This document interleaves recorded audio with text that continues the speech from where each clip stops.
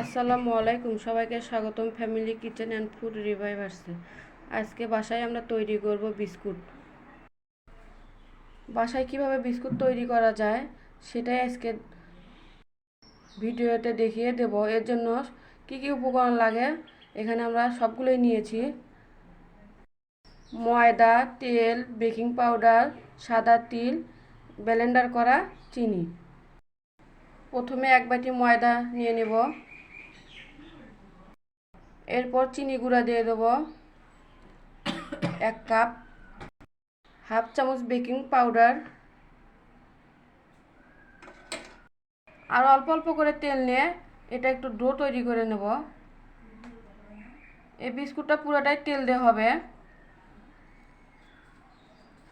আপনারা চাইলে বাটার দিয়েও করতে পারেন। অল্প অল্প করে তেল মিক্স করে নেব। এখানে আমরা কোনো প্রকার পানি অ্যাড করব না।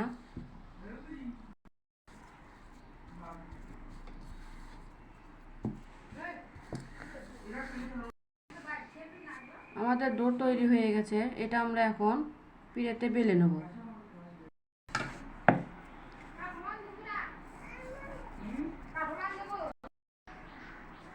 দেখুন এভাবে করে আমরা এটা ইয়ে করে নেব। ফেটে গেছে চিন্তা করবেন না, এটা একটু চাকু দিয়ে শেপ করে নিলে হবে, যেহেতু এটা তেল দিয়ে করা হয়েছে। তো এখন এটা আমরা চারখানি শেপ দিয়ে নেব।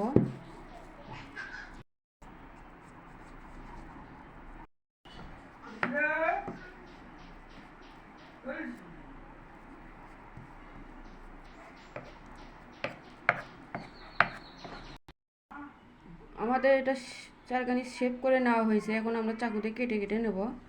আপনারা চাইলে গোল করেও নিতে পারেন, কিন্তু আমরা চারখানি করে নেব।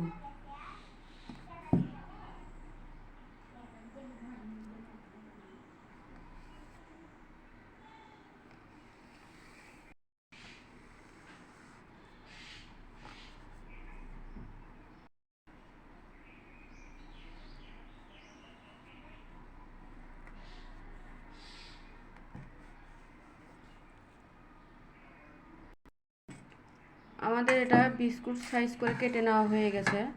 এখন এটা প্লেটে উঠিয়ে নেব। আমরা একটা প্লেট নিয়েছি, এর ভিতরে একটা কাগজ দিয়ে তেল ভরে নিয়েছি, দেখতেই পাচ্ছেন। এখন প্লেটে একটা একটা করে বিস্কুট আমরা সাজিয়ে নেব। অল্প একটু করে ফাঁকা রাখবেন, যেহেতু এটা কুক হওয়ার সময় একটু ফুলে যাবে।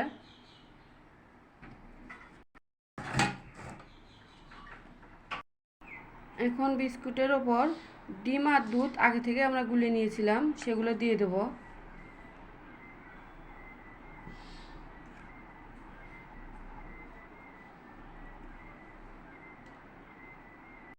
এখন এর উপর আমরা সাদা তিল দিয়ে দেব সুন্দর হওয়ার জন্য। আপনারা চাইলে বাদাম কিশমিশ দিতে পারেন।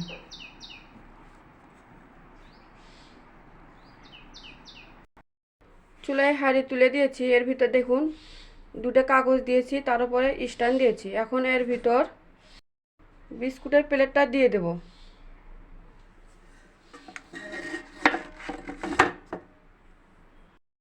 এখন আমি ঢাকনাতে ঢেকে 30 থেকে 40 মিনিট এটা কুক করে নেব। মিডিয়াম আছে এটা আমরা রান্না করে নেব। দেখুন বিস্কুটটা তৈরি হয়ে গেছে, এখন এটা উঠিয়ে নেব। দেখতেই পাচ্ছেন বিস্কুটের কালারটা কত সুন্দর হয়েছে। এখন একটা আপনাদেরকে ভেঙে দেখাচ্ছি ভিতরটা কতটা ক্রিসপি, নিচেরটাও মুসমুসে হয়েছে। ওপরটা দেখেন কালারটা অনেক সুন্দর হয়েছে। আপনারা চাইলে বাসায় এরকম চুলায় বিস্কুট বানিয়ে চার সঙ্গে খেতে পারবেন। দেখেন ভিতরটা কত সুন্দর।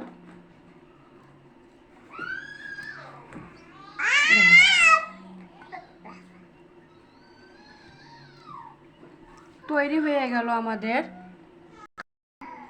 বেকারি স্টাইলের নান কাটাই বিস্কুট। সহজেই বাসায় তৈরি করতে পারবেন। আমাদের এই রেসিপিটা যদি আপনাদের কাছে ভালো লেগে থাকে তাহলে বেশি বেশি করে লাইক শেয়ার কমেন্ট করবেন এবং চ্যানেলটি সাবস্ক্রাইব করবেন। ধন্যবাদ।